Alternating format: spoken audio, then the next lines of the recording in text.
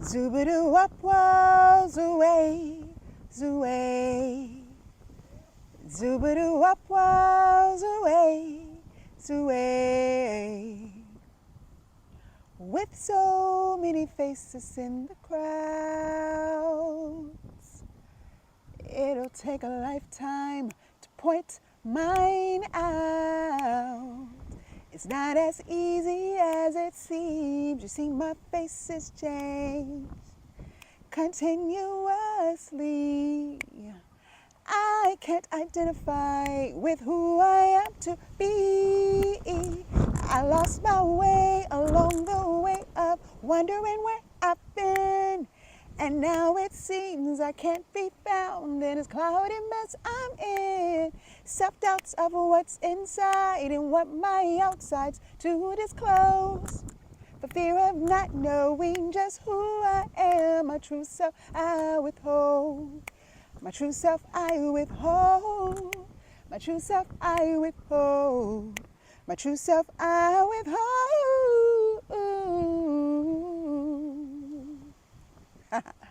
I finally did it. So look, I have been wanting to share this song for quite some time, especially since I'm on this gosh, this journey of like really just trying to let go of all of these things that are keeping me from expressing in all the ways that I can. But I wrote this song when I was in my 20s, and naturally I was going through it then, right?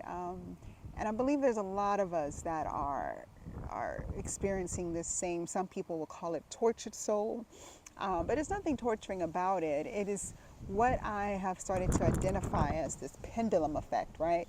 And it is this constant in between and sway from our from one extreme to the other, and one extreme being the most yearning parts of us from our soul, the depths of our soul, to the material world and the physical realm that we're in, and trying to find balance in the both, ultimately, so that we can be as authentic as we can here in this lifetime.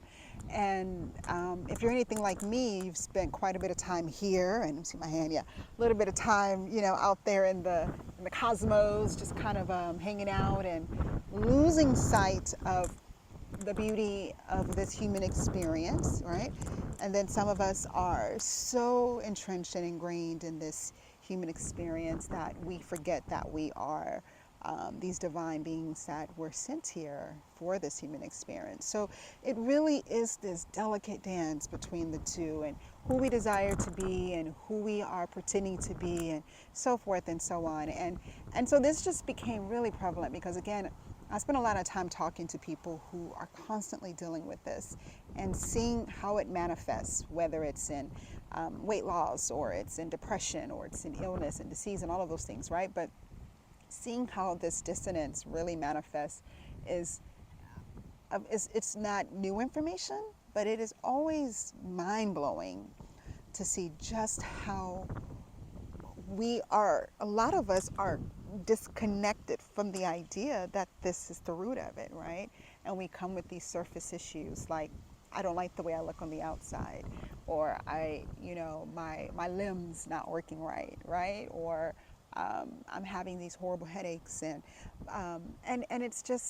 it's insane that it's not insane. It's just, it is what it is, and but it's for each of us to balance. And I thought of something on the way driving here. I was like, wow, I can see how a person's soul can be crying, weeping, and on the outside they are smiling, and externally they're happy. And happy is, subjective, right? But externally they have found some fulfillment in certain things, in certain external things, but their soul can still be weeping because it's not satisfied, it's not fulfilled, it is not, it's not being nurtured to be as it's supposed to be. And it makes me think back to a time where there was a young girl that asked me, and I just thought about this. She was about 11 or 12 years old at the time, and she goes, "Do you think it's possible to be happy and sad at the same time?" And I thought, well, first of all, very interesting question from someone your age. But I was like, well, I think the moment you decide you're happy and you're feeling happy, then you have already crossed over to happiness, right? And then the moment, and vice versa, the moment you feel sad and you cross over to sadness. And so you can easily dance between the two, but maybe not feel it at the same time.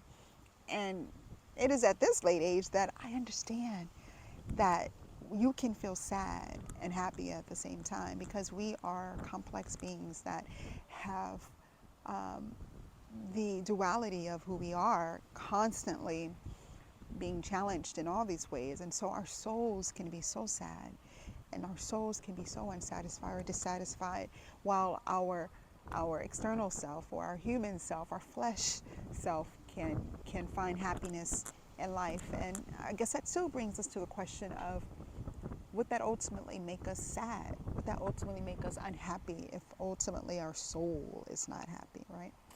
So anyway, just talking about this dance between, the duality of who we are and who we desire to be, who we were and who we think we should be, and whatever those lines are.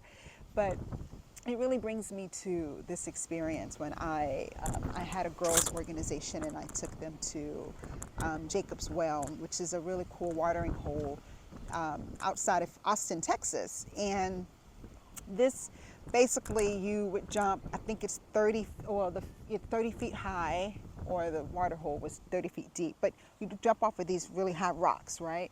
And knowing that the water is 30 feet deep, right?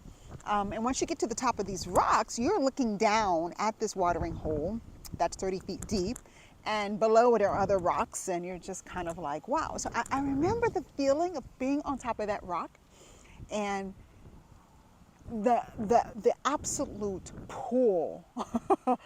You think about Chinese or Chinese handcuffs. Remember those? You put your fingers in them, and there's like this pull, right? Which is what this is all about as well. This just continuous polarity and duality. But anyway, I digress. And I remember the pull to jump, and this feeling and this inclination to jump, and like this at the same time, the fear to do it, right? At the same exact time, feeling fearful about it, and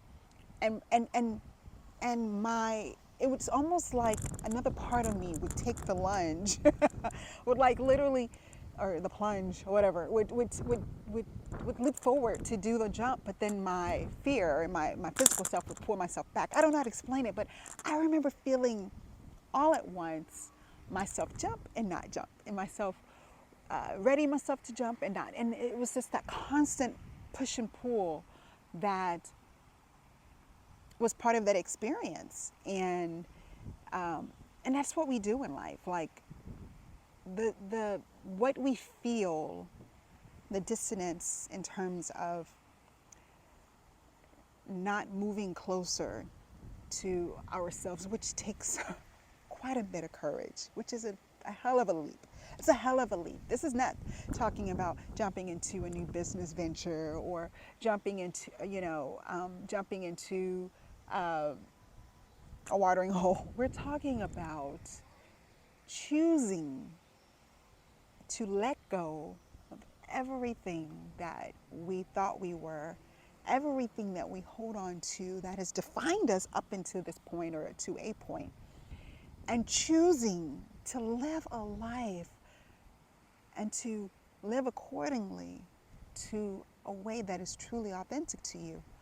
And what the hell does that look like, right? What even is that? So you can only imagine, much like jumping into a 30-foot watering hole, unknown, lack of certainty, lack of security in the feeling of doing so. And of course, ultimately, I jumped.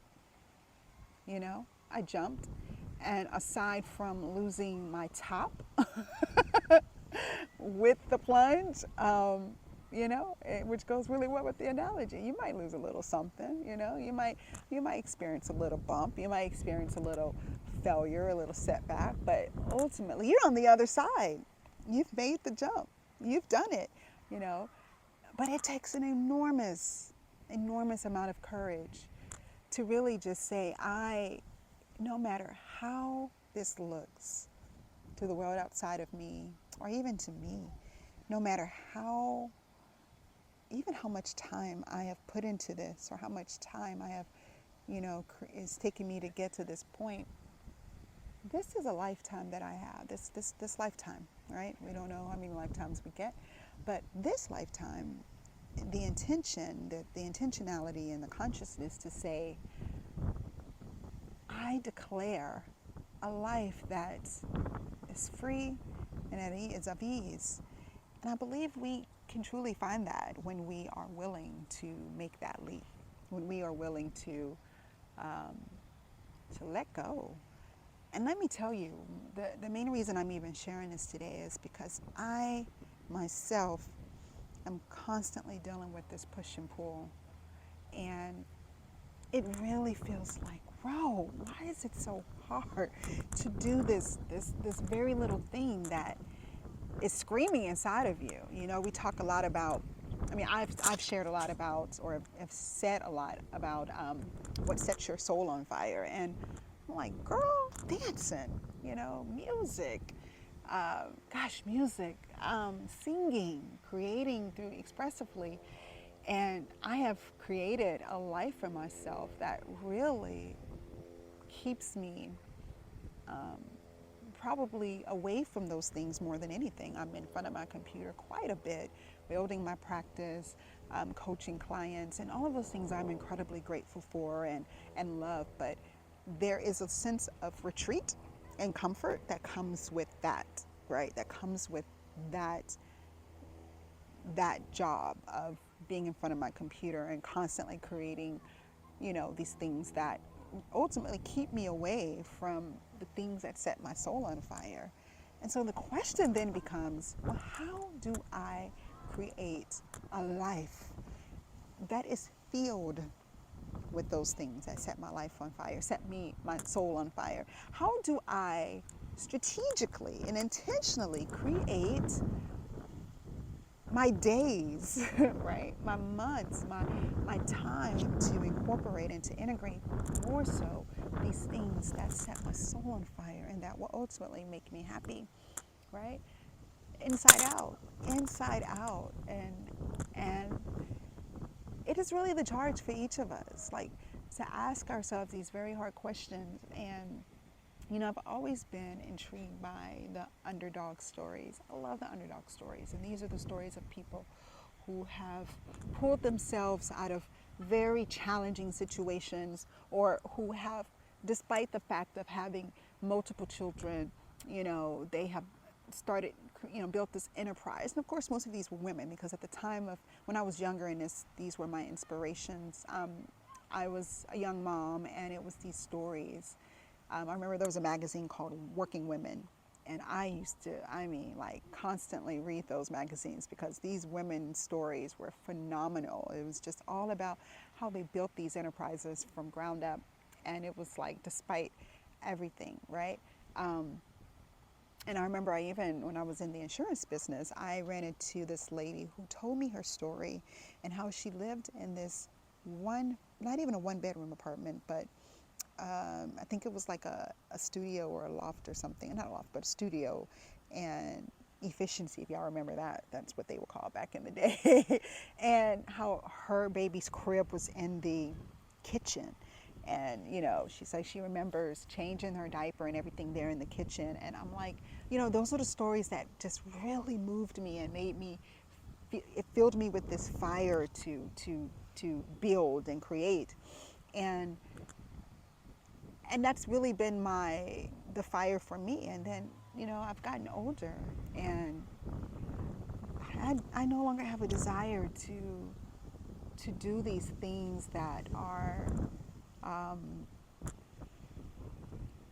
for external validation, and not to say that's what that was, but I'm trying to clarify what that represented for me. It's more of a, let me prove that I can rise from the ashes. Let me prove that I can, challenge status quo, and I can create this life that has been deemed not for me, right? Because this patriarchy society we live in, so forth and so on. Um, Now it's really just about let me let me live a life that is pleasing to me, that is pleasing to me and only me, and that my rise is from the complacency of my humanity, and that my rise is one that is fully aligned with my authenticity. Excuse me for the bars, but so yeah, it's about finding your own reason. It's about finding your own story, and the underdog to me now is the one that decides, who is decidingly living against the expectations of others, decidingly living a life, no matter what it looks like, right? It maybe doesn't come with wealth and riches and all of that. And while I wish everyone abundance in all things, right? But whatever makes you happy, because we have to be happy. We have to be happy to be well. And happy, again, is subjective. Happy is, someone said something beautiful the other day, and I can't remember how they described it, because it wasn't about happiness, it was about wholeness, right? Perhaps wholeness and feeling good with the life that you've created when you look around, and knowing that you've made those choices with discernment, responsibility, because that's a part of it, right? And with love for self, right?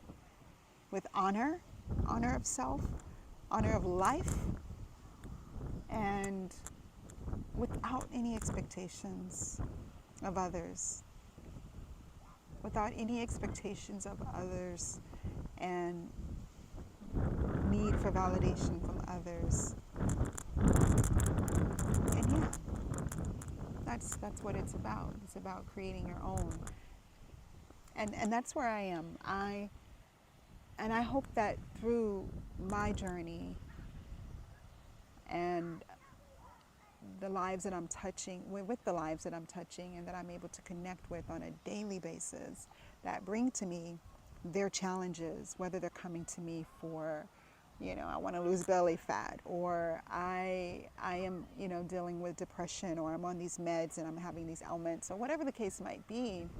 But at the root of it all, it's a very similar story, because we are souls first and foremost, being transported around in these vessels that really require a good amount of care and love and attention.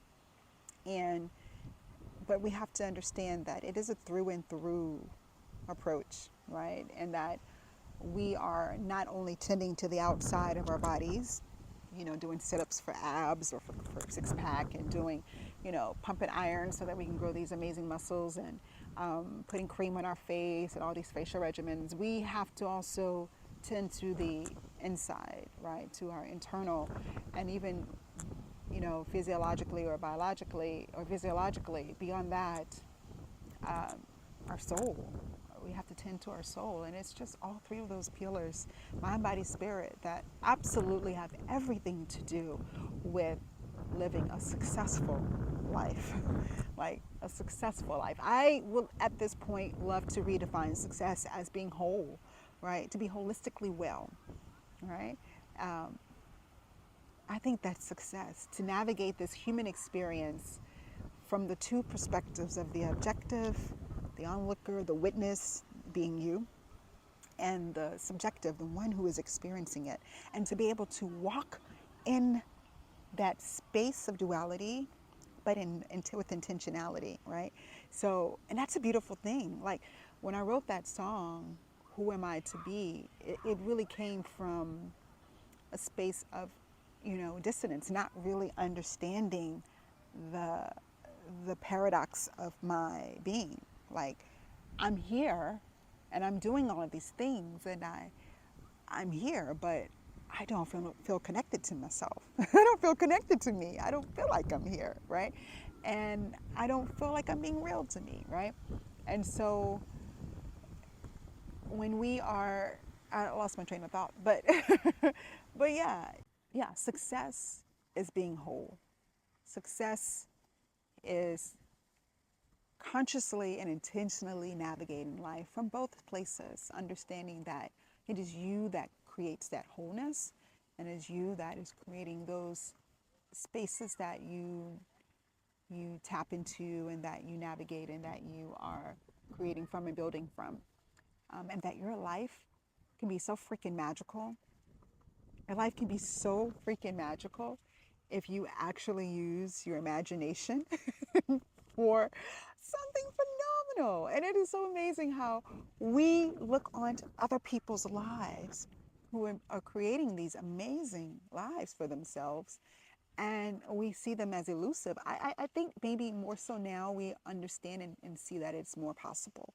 It is more attainable to create these very unorthodox lives that are far from what has been deemed as the right track for us, right? The right path for us.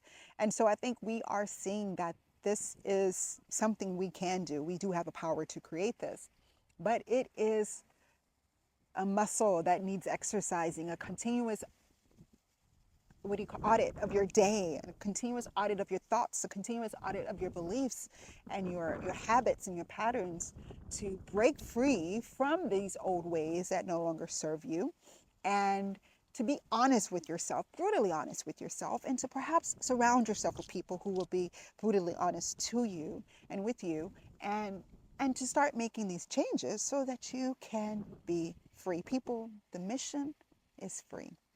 The mission is freedom. Mind, body, spirit. The mission is freedom. All right.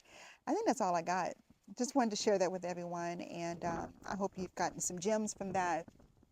But yeah, if you feel like your soul is weeping, then it's probably time to do some soul searching and to create something different in your life, because there's no one better than you or other than you that can do that for you. Think about it. What if we all believed we could be better, better evolve? Your better is bigger than you know.